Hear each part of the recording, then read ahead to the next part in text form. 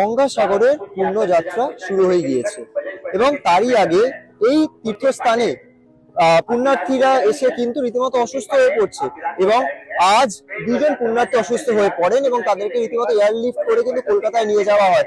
একজন 55 বছরের বিহারের বাসিন্দা এবং একজন 42 বছরের দুর্গাপুরের বাসিন্দা।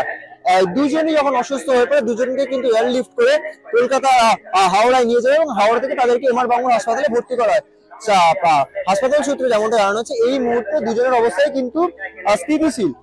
কিভাবে ঠিক অসুস্থ হয়ে পড়ে গঙ্গাসাগর কর্তৃপক্ষ যেমনটা জানিয়েছে যে 55 বছরের যিনি যে মহিলা তার কিন্তু হঠাৎই স্ট্রোক হয় এবং তার প্রি স্ট্রোক যেটাকে বলে সেই প্রি স্ট্রোক হওয়ার ফলে কিন্তু তিনি রীতিমতো অজ্ঞান হয়ে পড়েন এবং তাকে কিন্তু তড়িঘড়ি করে এয়ারলিফট করে নিয়ে যাওয়া হয় হাওড়াতে।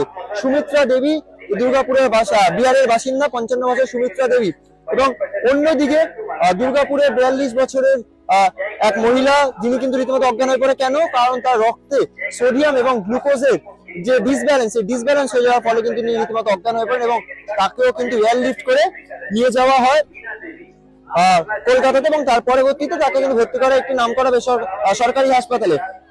ইতিমধ্যে মুখ্যমন্ত্রী মমতা বন্দ্যোপাধ্যায় বলেছে যে এইবার মেলায় মোট 21টি জেটি ব্যবহার করা হবে, 2500 বাস, 6টি বার্জ, 32টি ভেসেল, 100টি লঞ্চ এবং অতিরিক্ত ট্রেন কিন্তু পরিষেবায় থাকছে।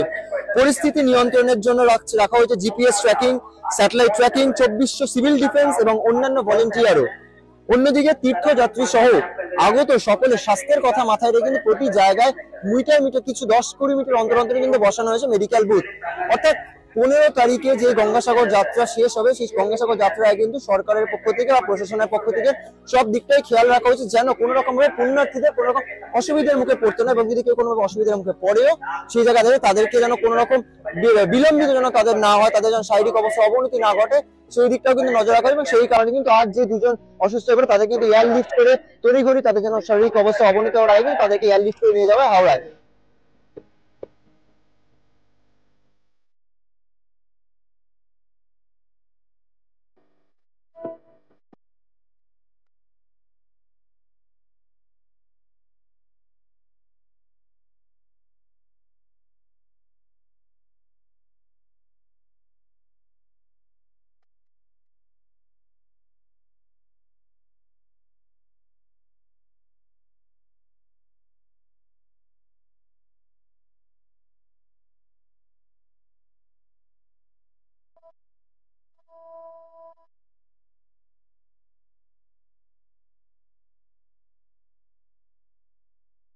গঙ্গাসাগর থেকে তীর্থঙ্কর দাস, আজকাল ডট ইন।